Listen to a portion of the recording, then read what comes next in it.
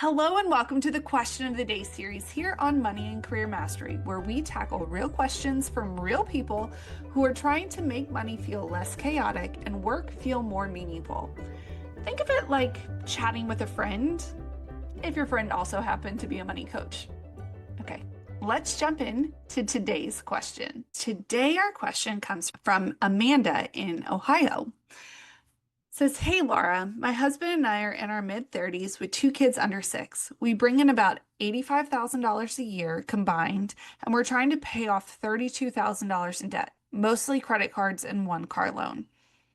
We've tried budgeting before, but always fall off track after a few weeks, especially when unexpected expenses pop up or we feel burnt out from saying no all the time. We want to break the cycle, but it feels like we're always playing catch up. How do we create a budget that actually works and doesn't feel like punishment? And how do we stay motivated when progress feels so slow? Well, Amanda, uh, let me first say I feel you. I completely understand how you feel, and that's me sometimes. I sometimes feel very burnout from saying no all the time. So I think there are a couple things that we can do to help you break this cycle and to help you make it feel like your budget's actually working. First of all, we have to know that unexpected expenses are going to pop up. It's going to happen. We need to expect that unexpected is coming. So the first thing we want to do is we want to build in a miscellaneous category to your budget. If you don't have one, you need one. And it needs to be, in the beginning, it needs to be more sizable than what it needs to be in the end. So I started out with $300 per paycheck. We're now down to $150 per paycheck. And if we have extra money in that miscellaneous category, we can use it for going out to eat or something fun for the kids at the end of that budget period. This is our way of rewarding ourselves for following through and doing what we need to do at the end of the 2-week cycle. Additionally, we aren't saying no all the time. You're saying either not right now to things or you're saying yes to something else, but you're never saying just no.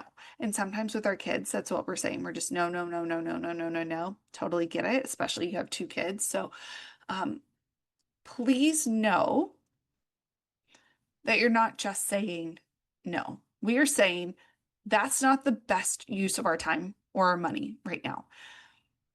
So if we're trying to break the cycle, we have to break the mindset as well. It's not just a money thing, it's also a mental thing.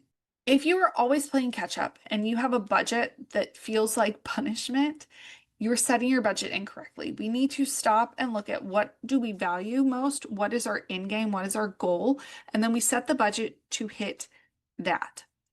So right now, I also want to ask you the question, Amanda, do you have an emergency fund?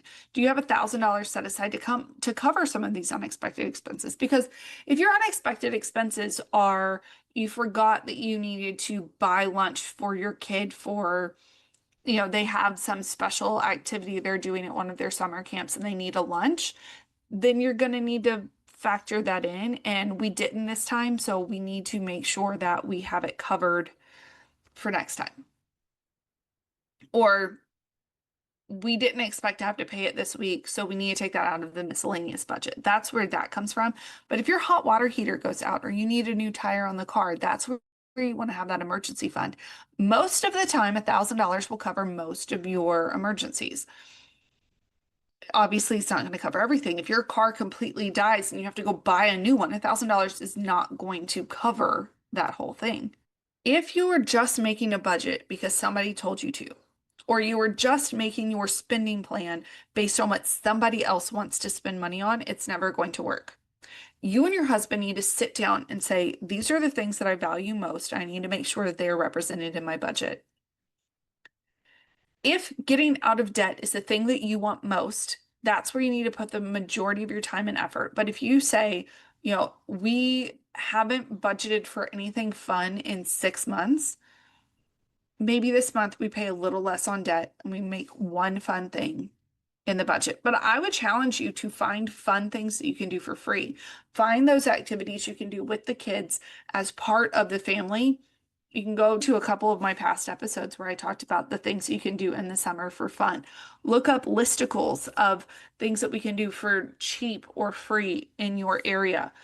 You know, explore your city, find new things. There's so many things you can do for free or low cost that are going to keep you having fun, but allow your money to work for you.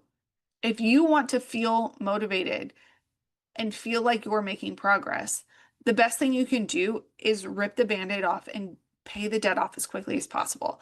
If you are making $85,000 a year and you have $32,000 in debt, you can do one of two things. One, you can tighten up your budget and pay all of this off in about 18 months, which is reasonable, or you can start earning some more income. That may mean hubby gets a second job that he works when he gets off of work and you just don't see him for 6 months, or you can increase your workload.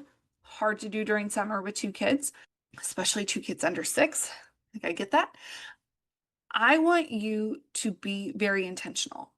What is better for you and your family? Is 6 months of hard where you're solo parenting a lot of the time because he's working his main job and then an additional job? Is 6 months? Is that what you want to do? Or would you rather have 18 months of a tight budget, a lockdown budget, but he's home more? Whichever of those is more of a value to you, I say do that. Either way, increasing your income is better for you in the long term, but he can't be working a second job forever. So, talking about getting a raise or talking about finding a way for you to bring income into the family. Could either of you get a raise? Like, both of those are really, really good things. And you're both in your mid 30s. It means there's plenty of time for retirement. So if you have retirement investing coming out of your check right now, hit pause until this debt's paid off. Some people are like, that's absolutely insane. Why would you say that to me? I'm saying that to you because I want you to make the biggest impact over the longest amount of time. I want you to excel. That's why this podcast is called Accelerate Your Legacy. I want you to excel, and I want you to accelerate your rate of growth and progress. And if you are just paying a little bit, it's going to be really hard to make that big progress. So today may be the time to rip the band-aid off. Today may be the time to start selling stuff, have a big garage sale, invite people to purchase your stuff that you don't actually need, and then put that money towards it. Maybe time to look into your car insurance. Are you paying too much for car insurance? Are you paying too much for homeowners insurance?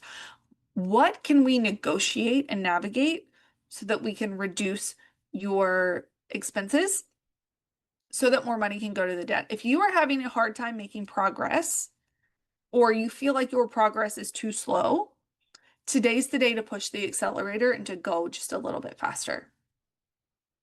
Amanda, I hope that helped. I hope that you are enjoying your summer in Ohio with your children. Summer's the most beautiful time to spend with your kids, but don't allow this time to hold you back. Allow this time to help you push the accelerate button and just go. All right, Amanda, go get it. You got this. Talk to you soon. If you or anyone you know has a question that you would like to have answered, it's really quick and easy to do. Just send me an email, laura@accelerateyourlegacy.com or hello@accelerateyourlegacy.com, and I will be happy to answer your question. Until next time, my friends, go make a difference.